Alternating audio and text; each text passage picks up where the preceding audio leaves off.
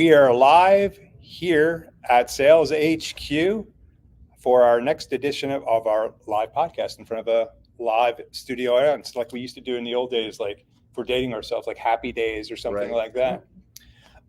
What is Sales HQ?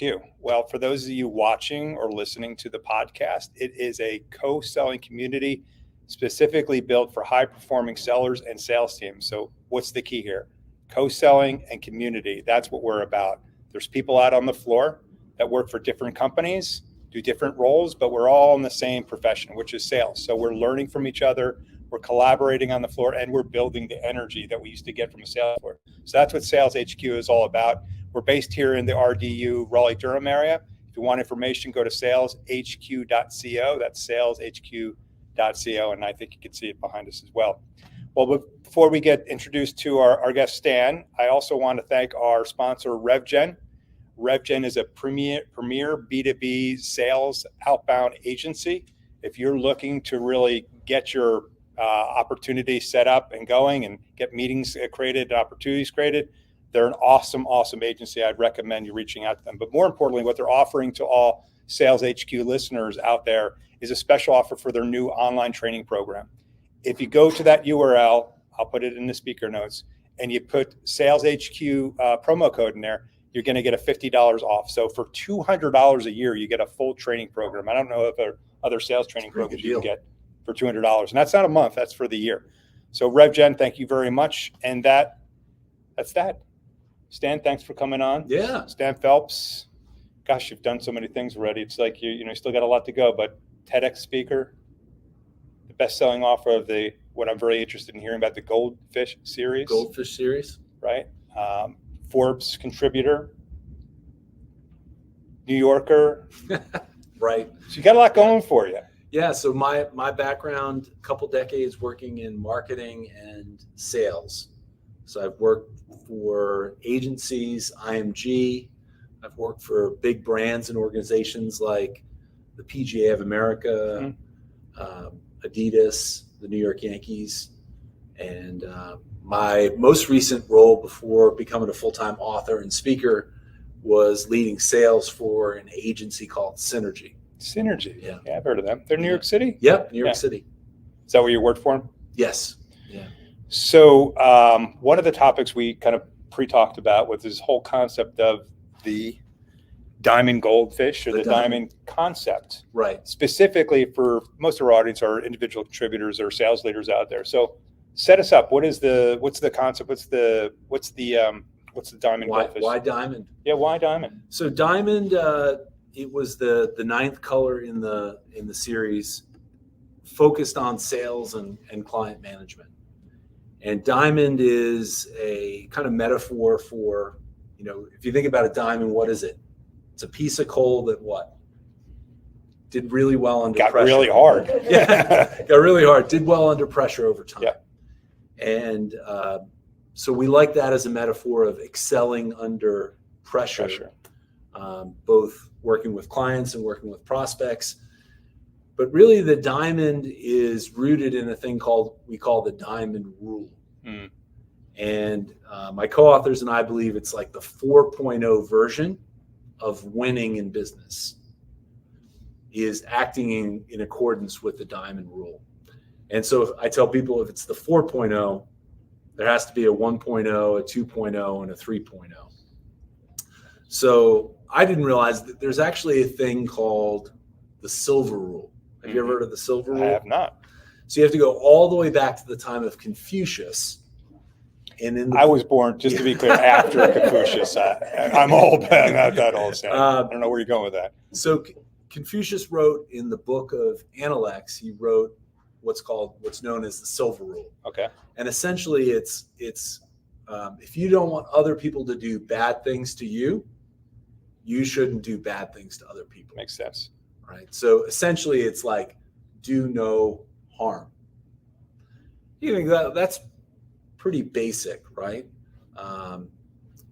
In fact, for the first 25 years of Google, that was their corporate motto. It was. Do no evil. Think about it. If you finish med school, you have to take the Hippocratic Oath. Yep. Essentially, what's the Hippocratic Oath? Do no harm. I tell people it's not a bad place to start, but it doesn't tell you exactly what to do. It just What does that tells have to do with sales? you what not to do. Okay. Right? So it's foundational. The second, or the 2.0, is throughout every culture and every religion, is the golden rule. Yeah. Right. And the golden rule is simply treat others the way that you would like to get treated. So it builds upon silver. It tells you not only what not to do, it tells you what to do. And a lot of people think the golden rule is pretty good. Yeah. Marriott, biggest hotel chain in the world, last 2 years, their big marketing campaign has been around the idea of the golden rule. But I believe the golden rule is really bad when it comes to sales, because you're assuming what you would want is what your client or your prospect would want. And what we know from the research that we've done is that people tend to fall into one of 4 behavioral styles. So unless somebody is the exact same style as you may be failing 3 out of 4 times. Mm-hmm. Now, how does that relate to sales? A couple of things. One is the average close rate. So you work hard to get an opportunity. What's the average close rate? 25%. Around 25%. Mm-hmm. How about in terms of keeping clients that you have? What are you losing, do you think, on an annual basis? A retention logo rate or revenue rate? Well, if you've got 100% of clients, what do you think is the average that you have to replace each year? Oh, I see. Losing them? It depends on transactional or enterprise type business. Right. But what do you think? But it tends to be around that same 20 to 25 replacement. So I think, again, acting in accordance with the golden rule, it tends to be all about you and what you would want, Mm-hmm. which I think is a really dangerous way to act in sales and client management. Again, unless people are exactly like you. The 3.0, and some people have heard of this, it's called the platinum rule. Have you heard of the platinum rule? No? So the platinum rule it kind of just flips the golden rule. And so it's more grounded in empathy. And essentially the platinum rule is treat others the way that they want to be treated. So again, it's less about inward, it's more outward. Understand your client and your prospect, figure out what they would want, and then you would treat them the way that they want to get treated. I think it's more empathetic. It's focused on needs, on delivering on those needs. But I think there's a little bit of a catch when you act in accordance with the platinum rule. If I'm 100% focused on you, Vince, who am I neglecting? Yourself. Myself. And something might happen where I might get triggered or feel unaware, and that's a bad thing, right? I tell people, acting in accordance with the platinum rule might be a great strategy, but as one of the greatest philosophers of our time, Mike Tyson, said, right? Everyone's got a strategy until you get punched in the mouth, right? Punched in the face. So the diamond rule is this idea of kind of combining. So 4.0 now, right? The 4.0 is this idea of elevating to this idea where first you're managing yourself to understand your own style, right? To keep yourself managed, which then allows you to address the needs of those who you're working with, to be able to address the concerns that they have to reduce the pressure that they feel. So it's kind of a dual element. First is neutralizing yourself, so you keep yourself under control, which then allows you to focus on So you have to be self-aware first. That assumes you're self-aware. Yeah, that is the first part of really excelling, is understanding your style and understanding yourself, which then allows you to focus on the other person and their needs to address the concerns that they have. So it goes to what a lot of people have been teaching in sales for the last bunch of years. It's like your process, your journey doesn't matter. What matters is the buyer's journey. Are you aware what that buyer's journey is, and are you mapping to that buyer's journey? You introduced something that I haven't heard introduced before, which is, and also yourself. Right. You know, are you self-aware of what you're doing, what you're saying, being present, right? Is that, I assume? Yeah, it's knowing it starts with, the first part of this is knowing yourself and what's your behavioral style. Yep.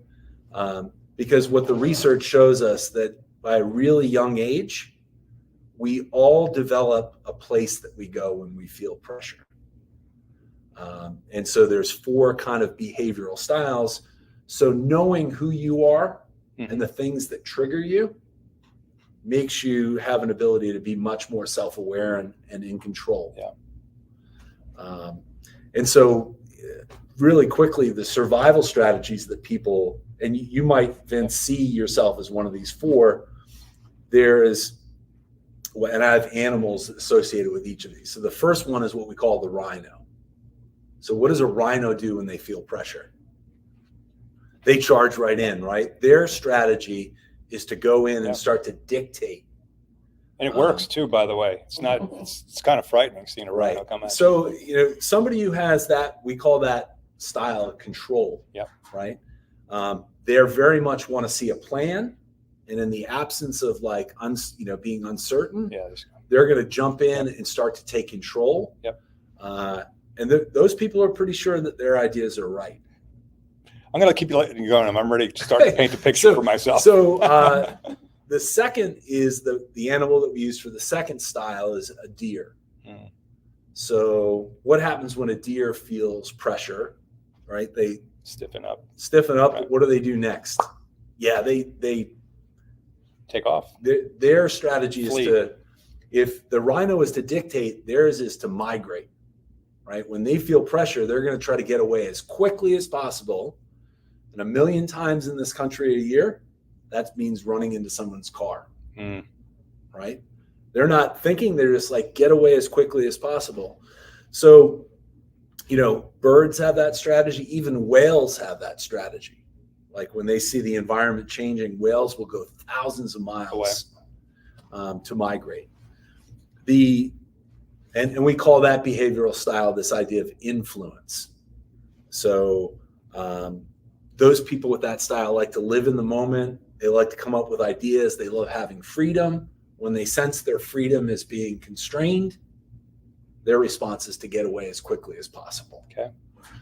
The third animal is a porcupine. Okay. So what does a porcupine do when they feel pressure? Or a turtle could fall into this as well. Yeah. They kind of hunker down, protect. Yeah. And their strategy is one of what we call a tolerate strategy, right? They're going to just try to ride out the pressure until it dissipates, and then they can go back to being, whatever they were doing before. So that strategy is what we call a power. They love structure. They love getting stuff done. Right. Once something starts to, create a little bit of a problem where that structure gets threatened, they're just going to kind of try to ride it out, and hopefully things will go back to being normal. They're happiest when they're powering through and getting stuff done. Yep. The fourth style, the animal, is what we call a bear. And what does a bear do? A little different than the rhino. The environment starts to change. What does a bear do when they start feeling that pressure? They go into a cave, they totally shut down, and they do nothing, right? Their strategy is to hibernate, right? And that's a behavioral style that we call an authority. So an authority, unless they feel like they have all of the information, they tend not to do anything, right? Their biggest fear is essentially making a bad mistake, right? And so unless they feel like they're an authority and have all of the information, they're not going to move forward ever or for months at a time. So I'm going to make an assumption out of these four animals that most salespeople are going to be rhinos. Am I correct about that? So what's interesting is it's not 25, 25, 25, 25. It's about a little over 10% of people tend to be rhinos. About a little over 15% tend to be that deer or the influence. About 40% fall into that porcupine or the power, and about 30% into what we call an authority. And you were saying general population, not just sales general people. population. Okay. I would say. I bet you another stat. Can I add to that? Yeah. 100% of rhinos think that everyone else is a rhino. So I would tell you that I think people that work in sales and client management tend to probably be either a rhino or the deer, the influence, control or the influence. Influences, they live in the moment. They're great at developing relationships. They love the freedom that they have to work with. So again, there's a great assessment in the book, but you learn which of the four styles that you are your behavioral style. And then if you think about business is really a game of identity. And so it's how do we maintain our own identity, but also build up the identity of those that we work with. Yeah. So the first step, and you mentioned it, is understanding ourselves, but then it's recognizing the styles in those that we work with. And it's not necessarily changing the way that you might work with them or pitch, but it's meeting them where their concerns are, right? How do you maintain so they don't get triggered and go in that survival mode? It's interesting. So how do you, obviously you teach this. Right. What are the key takeaways you're trying to teach, let's say a sales audience in regards to the diamond concept? When I take this course, I walk away with what? What kind of skills will I Well, first, I think it's a greater understanding of yourself. Mm-hmm. Again, there's an assessment. You get a whole report. Socrates said the first thing is to what? Know thyself. Mm-hmm. And at the minimum, I thought Larry Long Jr. said that. Larry Long, yeah. Larry with two microphones. He said, know yourself.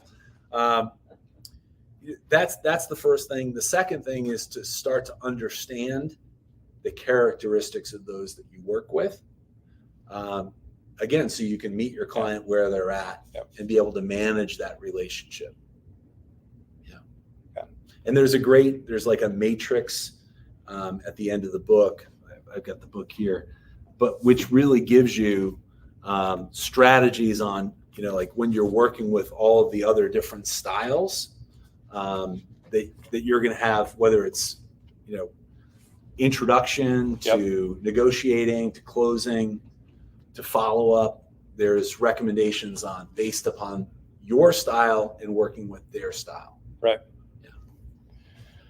So one, also working with your colleagues, but also then of course your clients as well, understanding that obviously as sales folks, we're taught the different personas that we sell to. Right. And so you're a persona, but also within the persona that you're also going to be one of these personalities, one of these traits that you really need to be cognizant of. Right. To be able to really identify that takes time to build that relationship, to be able to do that. Right. But salespeople should be out there constantly looking for those things, correct? Yeah, because they're great at building relationships. And if you have a keen eye, the idea people will show you what their style is. Yep. And even for yourself, we've all been triggered, right, and responded poorly before. If we can start to become aware of those times where we can feel ourselves wanting to go to that place of survival, So I'm just going to say, let's say I'm a rhino. I'm not saying I am. Let's say I am. What should I know about, if I'm self-identified as a rhino, what things should I consider now as I move forward? I should be cognizant of. How can I use that knowledge that I know that I'm a rhino? Well, let me tell you, I think you identify as what we call a control, and that's great. Yeah. One, you have to realize that people that are a control tend to look far into the future, right? Their timeline is 1 year, 2 year, even maybe a 5-year horizon. They're big on wanting to see that there's a plan, because they want certainty in what they're doing. And they tend to default more to competence than they do to warmth or sincerity, if that makes sense. So if somebody who's in control, they want to get to business, relationship kind of comes second. Does that make sense? Yeah. Yeah. And then it's also understanding the preferences of the other different styles that you're working with, right? And how you need to kind of understand the tendencies that you have, and be able to deliver things in a way that's going to resonate with the other styles without irritating them. Right. Yeah, because a rhino could, if the other person's a deer. Right. Yep. Absolutely. You know, if you're going to rush in, you're going to start to not acknowledge me. I'm an influence. Again, influences tend to do really well in sales and client management roles because they're great relationship builders. They live in the moment, but they're not great planners. Right? They're not great at structure and stability. They don't thrive on that. And they're also not great analyzers.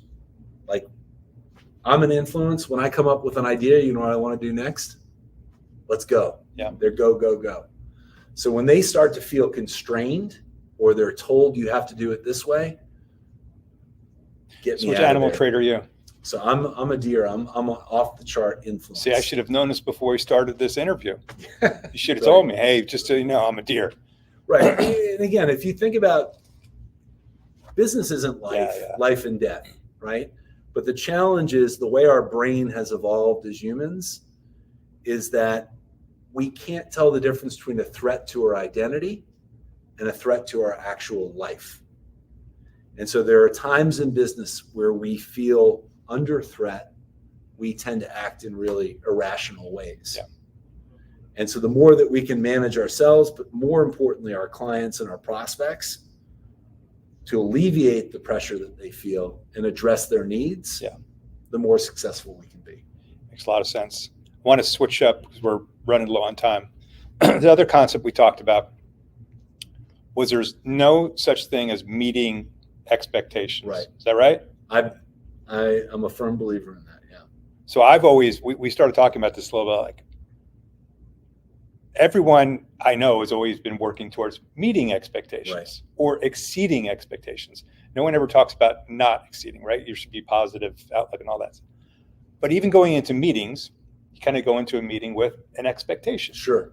Or a trip or whatever it is in life outside of business as well. But talk to me of this concept. There's no such thing as. Yeah. So my background, again, marketing and sales. I was in a situation, I was at a networking event in New York City. And I'm at one of these rooftop bars in Manhattan. Have you ever been to one of these places? About 1,000 times. Where you can buy an $18 beer. Yeah. And I'm sitting there with a colleague of mine, Brad, who worked with me on the team. And we're waiting for people to show up. And we're waiting a while. And we notice an older gentleman sitting right across from us who's also on his own. And every couple of minutes, I can see him scan the bar. So he's obviously waiting for someone. And so I lean over to him, Vince, and I go, excuse me. I go, do you know we spend 10% of our life waiting? Have you ever heard that stat? Yes. I in my household, I probably spend 50%, and she's laughing because she knows. So I have all daughters, so it's waiting all the time. I said, I know it's true because I once read it online. So it must be true. Yeah, it must be true. And so somehow I think my dad had taught me like Vince Lombardi time, right? Yeah. If you don't show up early, 5 minutes early. If you're not 5 minutes, you're 5 minutes late. Yeah. So this guy looked at me when I said that. He goes on time. He looked older gentleman. He goes, there's no such thing as being on time. And I went, wait a second. I've been on time before. And I'll never forget it. He gave me the Dikembe finger wave, and he went, no. He says, in fact, he said, on time is a myth. He said, people in life, if we're being honest, are either early or they're late. No one is ever just on time. And it was at a time where I was doing a lot of work around marketing and sales, and I was doing a lot of work around customer experience and the client experience. And it hit me that night when I took the train back home to Connecticut. I go, that same reasoning applies to the customers and the prospects that we work with every day. And if we're being honest, we don't just simply meet expectations, right? First of all, we don't make that judgment. Our clients and our prospects do. But if we're being honest, we either exceed or we fall short. And so given the choice of doing more or doing less, literally the next week I started a quest to start to look for organizations that did little things, right, to kind of plus up the experience. That little project took me over 2 years, but I found over 1,001 examples of how companies could do little things to improve the experience. Like example? So the practice that I talk about in the first book, Purple Goldfish, is this idea of lagniappe. Have you ever heard of lagniappe before? So it's a Creole word, dates back to the 1800s in Louisiana. Mm-hmm. And it's the idea of the gift or to give more. And so in Louisiana, it was the idea that when you did business, that the business that you were doing with would do a little something added to rise above just the transactional mindset of business. And that little extra was to honor the relationship. And so it's about creating signature little things to stand out. So like in the project, like the DoubleTree chocolate chip cookie. Yeah.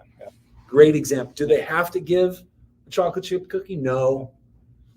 Are you picking the hotel just because it has a really good chocolate chip cookie? Maybe. But if everything's equal, maybe you pick the DoubleTree over, I don't know, the Hilton Garden. I had a boss when we went to San Francisco on business trips. He said, "I'll book the hotel." I'm like, "Good." I said, "Scott, why do you always book the same hotel?" Because when I get to this hotel, in my room, there's a goldfish in my room. Because they know, they said, "Whatever you want, Mr. Scott, we'll provide it." He goes, "Great. Every time I come, I want a goldfish." Every time he comes, there's a goldfish in his room. So the part of the inspiration behind the Goldfish in the Goldfish series is this is my segue. Come on, is Kimpton Hotels. Oh yeah. And so Kimpton had a program called Guppy Love. And so if anybody's ever stayed at a Kimpton, they totally get the guest experience. And they do a lot of little things like wine tasting in the afternoon, gourmet coffee for free in the lobby. They'll let you take a bike to tour the city. Right. But if you're getting a little lonely, someone would give you a pet goldfish for your stay. Nice. So I can kill that one too. So goldfish. They actually take care of it for you. Good. That's the best kind of goldfish. Unfortunately, Kimpton got acquired by IHG, Intercontinental Hotels. Things change. And they cut that. Yeah, but they still do a lot of little things. Yeah, and and now you bring out these examples. I think all of us out there could think of different brands, right? Identify that do those little things that really matter. So I guess let's bring it back to folks listening and watching, right? Like, what can you do in your job to set yourself apart? It has nothing to do with your company, right? Has nothing to do what you were hired for. You want to go above and beyond because you want to exceed expectations. And I think we could all challenge ourselves as, what can you do differently? What can you do more to set you apart from the other salespeople? I think there's two things that you can look at. One is, how can you add value, right? And there may be little ways that you can add value as part of that transaction, right? The second way, which doesn't get looked after enough, but I think is super important, is how do you reduce the effort that your client or your prospect has to put out, right? So finding ways to either add value or what I call maintenance, right? Reduce the effort to make it easier for them to do business with you. Yeah. Those two things can go a long way. How do you become more convenient? How do you reduce waiting? How do you follow up? What do you do as we call like a throw-in? Yeah. What gets added just above and beyond that can be signature? And it's the idea that we want to give people a reason to talk about the experience that we have. Did you read Arnold Schwarzenegger's book he wrote? I haven't, no. So I think Did you recommend it? I believe it's called Be Useful. Okay. It starts off with his father growing up in Austria. He said, if you want to provide value to people, just be useful. Start with just being useful. Right. And then he took that whole concept to like in life, like you start a new job. Instead of being a pain in the ass to your boss, be useful. Yeah. Put yourself out there, do something, right? And anyway, he goes over numerous different ways you could be useful. And then tied to the be useful is what you're talking about. You should never set your goals or expectation here. You should always shoot for an expectation up there. And that's the point I'm trying to make, is that as we think about this, we should always be setting the expectation beyond probably what we're really going to achieve, because the goal is just to be better than the expectation, right? To exceed it. Doesn't matter how much we do it, as long as we're striving to exceed it, right? Well, I think it's going beyond the transactional nature of business. It's enough do things to get to by, show right? that I care. Right. And that's, to me, it's, getting away from what I call like a market economy mindset. Yeah. Like that's always push and pull over value, right? And it's how do you create a little bit of a gift mindset? Yeah. Again, be useful, right? Yeah. How do you find little things to demonstrate that warmth? Building a personal relationship and putting that in your memory bank to bring that forward, like understanding their personal lives. And everyone has a personal life. People go through things, and remembering that and doing something. Yep. That happens. I'm going to see if anyone has questions in the audience. If you do think about a question, you might want to ask Stan or myself. But before we go there, one question I want to ask you, really serious. You got to really think about this. Okay. You ready? Yeah. You ready? What's one thing about Stan that's interesting that most people don't know? This might be tough for you because you write books, but there's got to be something back there. It's super duper That's interesting about me that people don't. So, most people don't. Like most people. I imagine your family might. Right. So not related. Like Linda might not know. Not related to Michael Phelps. And it would have been more interesting if you said you were. I have a condition that like 1 or 2 out of every 10 people have, where a couple of my toes are actually connected. So I'm banned from Olympic swimming. No, I'm banned from Olympic swimming. Yeah, it's too much of an asset. Yes, it would be unfair. Okay, that's interesting. Yeah. So how many people have that condition? 10%? I think it's 1 or 2 people out of 10 have an element of it. Okay. 2 of my toes look like that. Nice. Yeah. Congratulations. Yeah. Nobody would know that. Nobody would. You're wearing shoes. I can attest. He's wearing shoes. Anyone have any questions? Otherwise, we're going to wrap up. You can say it, or I'll repeat it for you. It's sort of a double question, because I know, Stan, how many of these books are in the series. And I'm always looking for, if we're going to read the latest one, do we need to start with all the others? That's question number 1. And question number 2 is, in this quadrant of different styles and with an assessment, very few people are 100% one or the other, right? So it's a great question. So when you do the assessment, you get a score for each of the 4 styles. Most people tend to gravitate towards 1. And if there's a matching number between 2 styles, there's like a tiebreaker. And I tell people, I get that question all the time, like, I could see myself in all 4 of these styles. Yeah. And so, Linda, what I tell people is, when things are going well, we all have the opportunity to put on the hat of like a control and put together plans, or like myself as an influence, live in the moment, come up with ideas, or even as a power, right? Being able to create a 30, 60, 90, get stuff done, bang away at that to-do list, or even the authority that's constantly looking how to make things better, get all the information, how can we analyze, make things better. We can wear all those hats when things are going well. It's when the pressure starts to rise, it's where do we go, right? And I think sales and to an extent client management is inherently what? Pressure filled. It is every day. And so the more that we can understand ourselves and those that we work with, the more adept we are. All right, people start reading your books. Lynn's second part of the question was, Yeah, do you, Linda. do you need to start in a sequence, in order or no? You don't. In fact, one of the recent colors, the most recent color is black. Mm-hmm. Do you know you get the color black when you combine all of the other colors? So that might be an interesting place to start because it gives you a little bit of all of the colors. But the goldfish is a metaphor that works across all of the series. And so we talked about diamond today.